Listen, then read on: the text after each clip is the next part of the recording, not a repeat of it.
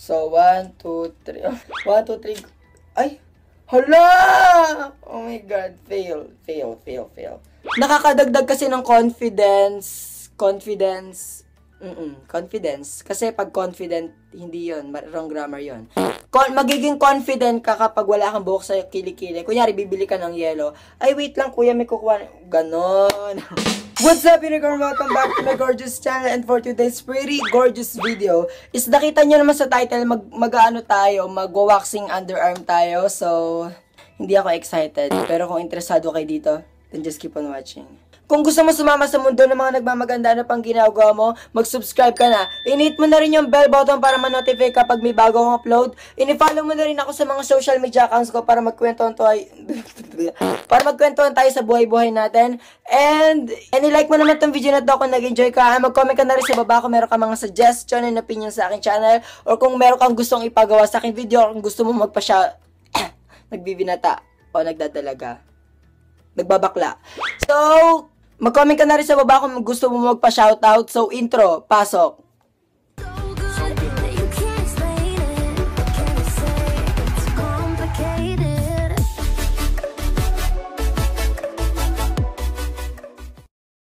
Shoutout tayo na! Sinashoutout ko nga pala si Jezreel Dayan. And sinashoutout ko rin si Laika Abad, I love you too. And sinashoutout ko rin si Calife Ashri Malyari, I love you more. And sinashoutout ko din si Kyle Alexia, ano daw? And si Swina May Montiel to, ano ba mga pangalan nyo? And si Sarah Ronquillo. And sinashoutout ko rin si Shed Reyes, nambola ka pa. And sinashoutout ko rin si Marian Pabro. And sinashoutout ko rin si Ashley Manalili. And si Angelique Clarito. And si Johanna Luxford. Wow, ganda. And sinashoutout ko rin si Jessica Ann Arevalo. And sinashoutout ko rin si Edgar TV. Salamat sa support. And sinashoutout ko rin si Shelio R. And sinashoutout ko rin si Jayceline Arcilia. So, napanood nyo naman sa vlog natin. Di ko alam kung kailan ko pinost yung vlog na yon. Pero nag-vlog ako, and pinakita ko doon sa inyo na nag-order ako sa Shopee ng pang-remove ng blackheads and pang-remove ng underarms. Hindi ako excited sa video na to kasi naiiyak ako na ipakita yung kilikili ko. Kasi kapag pinakita ko siya, parang pinakita ko na rin buong dignidad ko, ganon. Pero wala tayong uurungan. Sige, gawin na natin to. Pero wait lang, update lang, is okay na tong aking piercing, hindi na siya masakit, so parang wala na. Matatry ko na yung mga binili kong mga hikaw. Share ko lang. Ang gagawin natin is, mag-wax tayo. Gagamitin ko ito yung watermelon cold wax ng Esme Organics, ito. So, by the way, binili ko siya sa Shopee. Lalagay ko na lang sa description box ko siya nabili. Tapos, kung magkano yung bili ko dito. So, ang katina naman ng ilong ko. Ang katina ng ilong ko na naman. So, ayan, may pa-sealed siya, pero concealed yan. Ganito lang yung seal, tas okay na siya. So, ayan, pagbukas mo, meron siyang plastic dito na parang sealed, ganun, para kapag binili mo siya, hindi mag-uga-uga, ganun, tas hindi siya matapon agad-agad. Oh my God, nakikita ko na siya. Amoy siya talagang watermelon. Hindi naman, parang candy, ganun. Oh my God, ang hirap ng tanggalin. Tikman ko nga.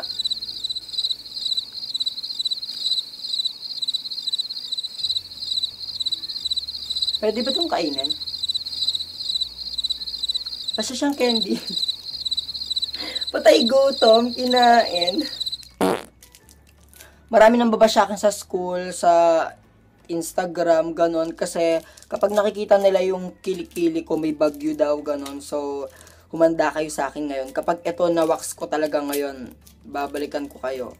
So, nakuha ko na yung mga product dito, ayan na siya. Sabi doon sa mga napapanood ko, is iganto-ganto daw siya.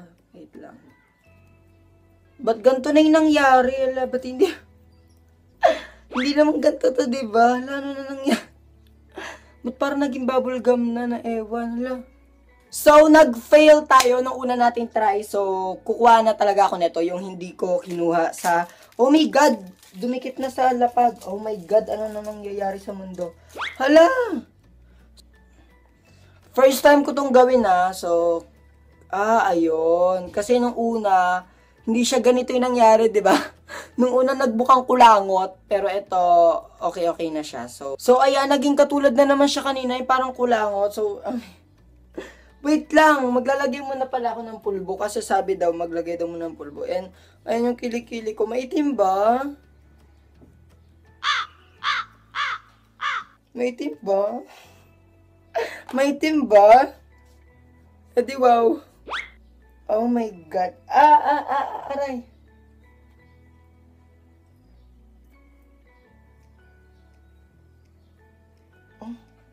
So, bakit ganon? Yung parang napapanood ko sa mga ibang mga gumagawa nito is sobrang, hindi ganito. Parang sobrang sticky nung nasa akin. Parang, fake ba to or whatever. Parang hindi naman. Doon din naman sila bumili. Kung saan ako bumili.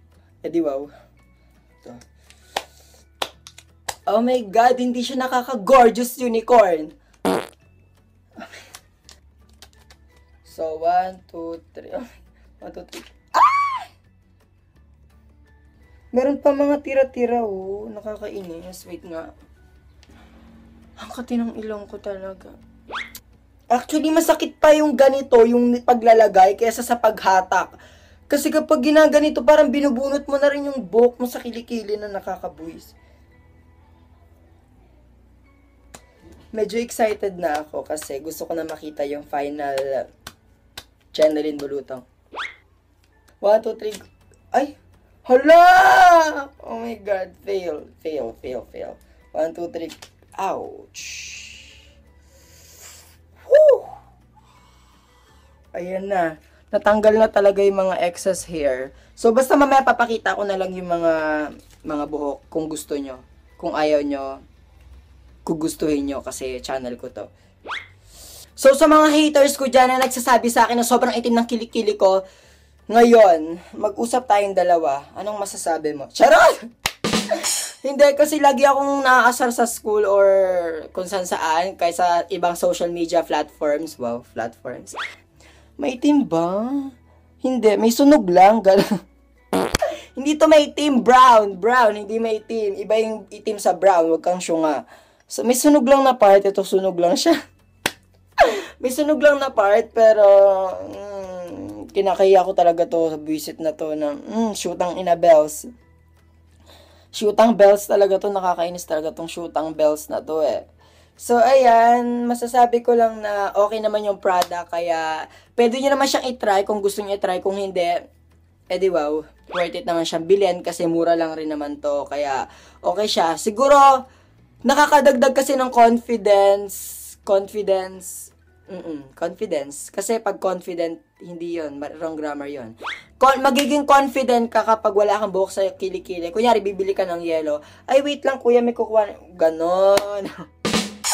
Kunyari, aabot mo yung bariya. Kunyari, oy, nasan yung bayad mo? Ito, kuya. Ganyan, o, di ba? Kunyari, nasa jeep ka. Ganyan. Tapos, ito po yung sukle. O, di ba? Hindi ka mahihiya. Ganon. So, ito yung aking buhok sa left arm. Kung makikita niya naman, grabe yung mga buhok ko, di ba? Talagang parang sisiw na ewan.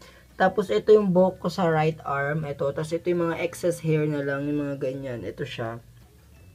Ayan. Siguro, ang masasabi ko lang talaga dito sa, dito sa pang cold wax na ito is, ang ayoko lang dito is sobrang sticky niya gamitin. Hindi ko alam kung sa akin lang ba, pero parang sobrang sticky niya gamitin talaga. Sobrang, na ano yung fan brush ko? Na parang sobrang sticky niya gamitin, hindi ko sure. Pero pag sa iba naman, hindi, yung akin lang, hindi ko alam, malas ko talaga, no? So, siguro ang mararate ko dito is 9 out of 10. 9 kasi, nakukuha niya naman, kitang-kita niya naman, di ba, nawala na ako ng buhok dito. Hindi ko na pinakita yung sa kabila kasi off-cam ko na lang siya gagawin or mamaya na lang pagtapos ko mag-film kasi baka umabot pa to ng ilang oras. Pero ang masasabi ko lang is okay naman siya. Mas okay to kesa do sa bunot-bunot na tiyanek. Kasi kapag yun yung ginamit yung Tedyos ko, aabutin kayo ng ilang oras, kakabunot sa kilikili, ang sobrang sakit kasi isa-isa yon. Hindi katulad nitong isang ganong na lang makukuha mo na agad, diba? So, maitim ba yung kilikili ko? Brown. Hindi itim. Brown. Sana nag-enjoy ka sa ating video. Bye-bye, unicorn. Bye-bye.